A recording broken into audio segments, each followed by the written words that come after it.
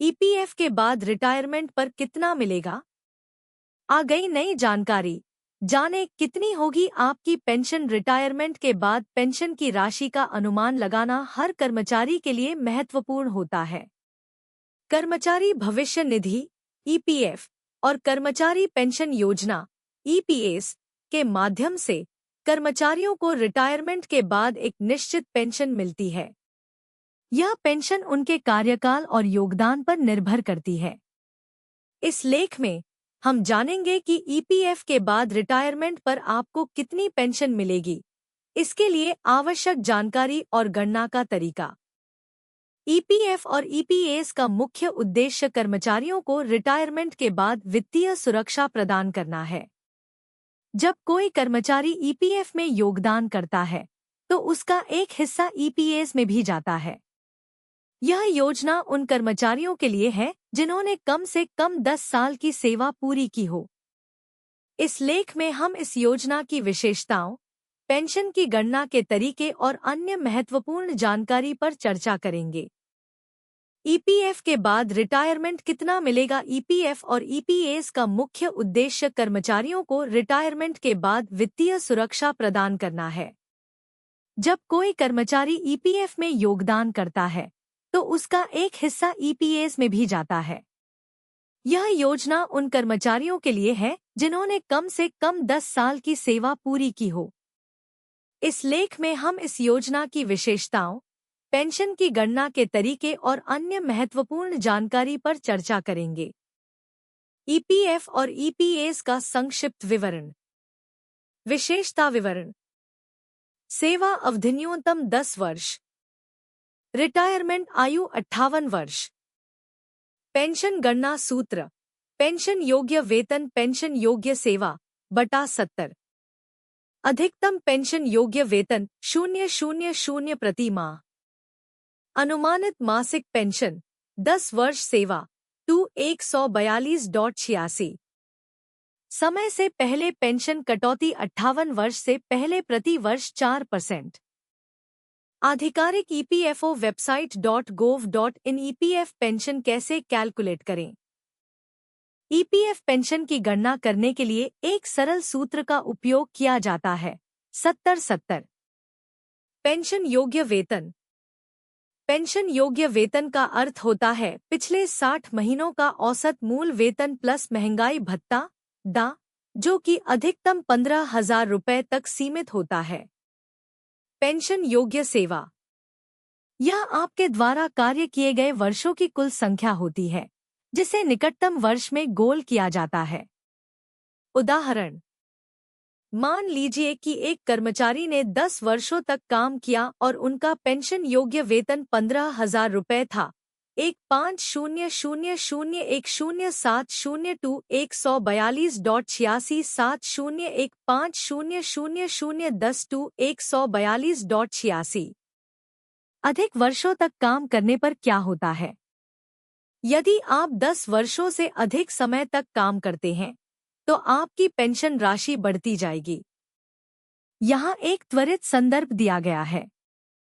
सेवा के वर्ष अनुमानित मासिक पेंशन 10 वर्ष 142.86, 15 वर्ष 214.29, 20 वर्ष 285.71, 30 वर्ष 428.57।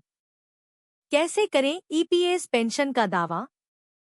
आप अपनी ईपीएस पेंशन का दावा करने के लिए ईपीएफओ पोर्टल या उमंग ऐप का उपयोग कर सकते हैं। निष्कर्ष। ईपीएफ और ईपीएस योजनाएं भारतीय कर्मचारियों के लिए रिटायरमेंट के बाद वित्तीय सुरक्षा सुनिश्चित करने में महत्वपूर्ण भूमिका निभाती हैं। सही जानकारी और गणना विधि से आप अपनी भविष्य की पेंशन राशि का सही अनुमान लगा सकते हैं। ईपीएस 95 पेंशन में मिलेगी ज्यादा रकम। सुप्रीम कोर्ट का बड़ा फैसला। ईपीएफओ ने लागू किया नया नियम। कर्मचारी पेंशन योजना ईपीएस 1995 एक सामाजिक सुरक्षा योजना है जो भारत सरकार द्वारा उन कर्मचारियों के लिए चलाई जा रही है जिन्होंने कम से कम 10 साल तक नौकरी की है। इस योजना के तहत कर्मचारी और नियोक्ता दोनों ही कर्मचारी के वेतन का एक हिस्सा पेंशन फंड में योगदान करते हैं। 58 वर्ष की आयु होने पर या असमय मृत्यु होने पर इस योजना के तहत वित्तीय लाभ मिलते हैं। हाल ही में सुप्रीम कोर्ट ने 4 नवंबर 2022 को कर्मचारी पेंशन योजना ईपीएस 1995 के तहत उच्च पेंशन का विकल्प चुनने के लिए मौजूदा कर्मचारियों के पक्ष में फैसला सुनाया है। इस फैसले के बाद कर्मचारी भविष्य निधि संगठन ईपीएफओ ने बढ़ी हुई पेंशन के लिए आवेदन करने की सुविधा शुरू की, जिसके लिए 17,48,768 सदस्यों ने आवेदन किया। इनमें से 28 जनवरी 2025 तक 1,65,621 सदस्यों को ज्यादा पेंशन पाने के लिए जरूरी राशि जमा करने के लिए नोटिस जारी किया गया है और 21,885 पेंशन भुगतान आदेश भी जारी किए गए हैं। यह लेख आपको ईपीएस 95 पेंशन, सुप्रीम कोर्ट के आदेश और ईपीएफओ से संबंधित नवीनतम समाचारों के बारे में विस्तृत जानकारी देगा। ईपीएस 95 मुख्य बातें। विशेषता विवरण। योजना का नाम कर्मचारी पेंशन योजना ईपीएस 1995। किसके लिए? ऐसे कर्मचारी जिन्होंने कम से कम 10 साल नौकरी की हो। लाभ 58 वर्ष की आयु होने पर या असमय मृत्यु होने पर वित्तीय लाभ। कर्मचारी का योगदान वेतन का 8.33%, अधिकतम 15,000 रुपये, प्रोविडेंट फंड से पेंशन फंड में। केंद्र सरकार का योगदान 1.16%। सुप्रीम कोर्ट का फैसला 4 नवंबर 2022 को मौजूदा कर्मचारियों के पक्ष में, जो उच्च पेंशन का विकल्प चुन सकते हैं। आवेदन की स्थिति की वेबसाइट पर ट्रैक की जा सकती है। ईपीएस 95 पेंशन क्या है? कर्मचारी पेंशन योजना एम्प्लॉयज पेंशन स्कीम ईपीएस 1995 केंद्र सरकार की एक सामाजिक सुरक्षा योजना है। यह योजना उन कर्मचारियों को लाभ प्रदान करती है जिन्होंने कम से कम 10 साल तक नौकरी की है। इस योजना के तहत कर्मचारी और नियोक्ता दोनों ही कर्मचारी के वेतन का एक हिस्सा पेंशन फंड में योगदान करते हैं। जब कोई कर्मचारी 58 वर्ष की आयु तक पहुंच जाता है या यदि उसकी असमय मृत्यु हो जाती है तो उसे इस योजना के तहत वित्तीय लाभ मिलते हैं। ईपीएस 95 पेंशन योजना का उद्देश्य कर्मचारियों को उनके सेवानिवृत्ति के बाद वित्तीय सुरक्षा प्रदान करना है। ईपीएस 95 में योगदान।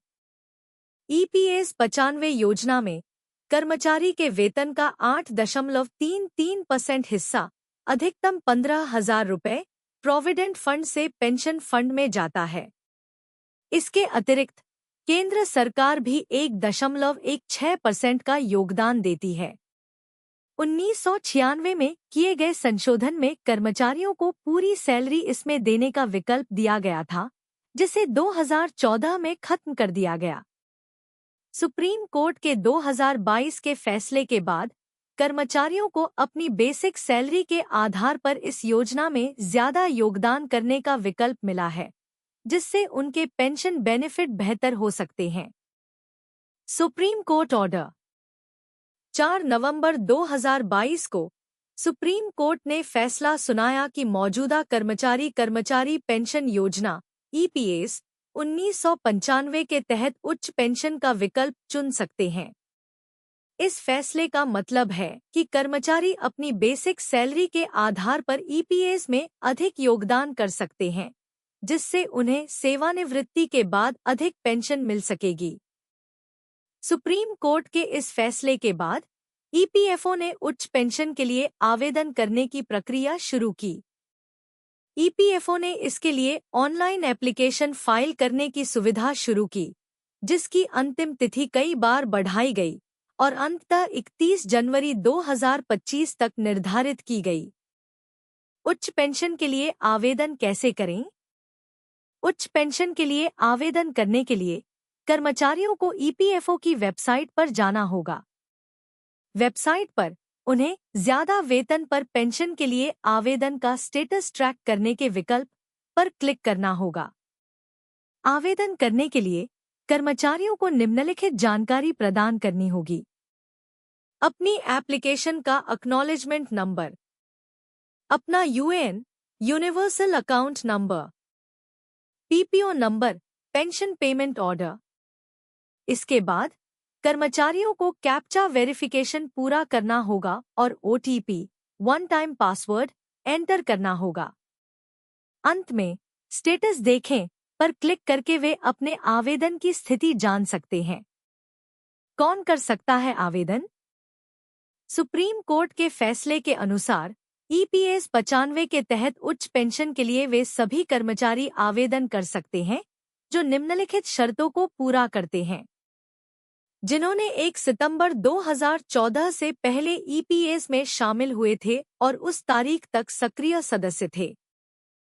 जिन्होंने पहले उच्च वेतन पर पेंशन के लिए योगदान दिया था, लेकिन उनके आवेदन को ईपीएफओ ने अस्वीकार कर दिया था।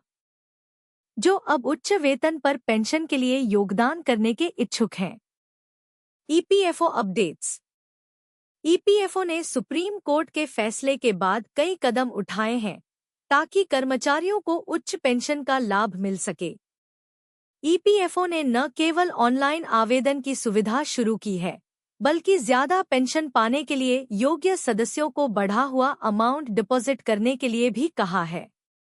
हाल ही में श्रम एवं रोजगार केंद्रीय राज्य मंत्री शोभा करांदलजे ने लोकसभा को जानकारी दी कि ईपीएफओ के सदस्यों में से 17,48,768 ने ईपीएस 1995 के तहत बढ़ी हुई पेंशन के लिए आवेदन भेजे थे। इनमें से 28 जनवरी 2025 तक 1,65,621 को ज्यादा पेंशन पाने के लिए जरूरी बैलेंस अमाउंट जमा करने के लिए डिमांड नोटिस जारी किया गया है। वहीं 21,885 पेंशन भुगतान ऑर्डर भी जारी कर दिए गए हैं, जिसका मतलब है कि इतने लोगों को इस योजना का फायदा मिल चुका है। आवेदन की स्थिति कैसे जांचें? जिन सदस्यों ने ज्यादा पेंशन के लिए आवेदन किया है, वे ईपीएफओ की वेबसाइट पर इसका स्टेटस चेक कर सकते हैं। स्टेटस चेक करने के लिए उन्हें निम्नलिखित स्टेप्स को फॉलो करना होगा। ईपीएफओ की वेबसाइट पर जाएं। ज्यादा वेतन पर पेंशन के लिए आवेदन का स्टेटस ट्रैक करने के विकल्प पर क्लिक करें। अपनी एप्लीकेशन का एक्नॉलेजमेंट नंबर, अपना यूएएन और पीपीओ नंबर एंटर करें। कैप्चा वेरिफिकेशन के बाद ओटीपी आएगा, उसे एंटर करके स्टेटस देखें पर क्लिक करें। ईपीएस 95 पेंशन की गणना। ईपीएस 95 पेंशन की गणना निम्नलिखित फॉर्मूले के आधार पर की जाती है। 70-70 यहाँ पेंशन योग्य वेतन का मतलब है कर्मचारी की अंतिम 12 महीनों की औसत वेतन, और पेंशन योग्य सेवा के वर्ष का मतलब है कर्मचारी ने कितने साल तक नौकरी की है। उच्च पेंशन का प्रभाव।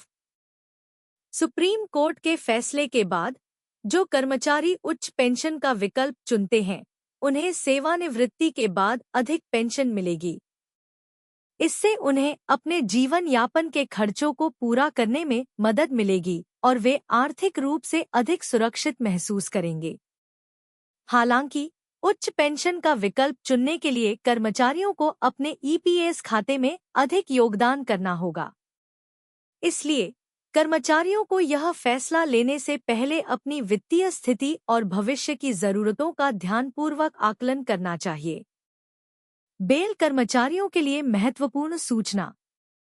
विभिन्न क्षेत्रीय भविष्य निधि आयुक्त कार्यालयों से पेंशन प्राप्त कर रहे बीएचईएल, बेल के भूतपूर्व कर्मचारियों को अधिक ईपीएफओ पेंशन के विकल्प संयुक्त विकल्प के सत्यापन के संबंध में संचार प्राप्त हुआ है। इसका नियोक्ता द्वारा सत्यापन किया जाना आवश्यक है।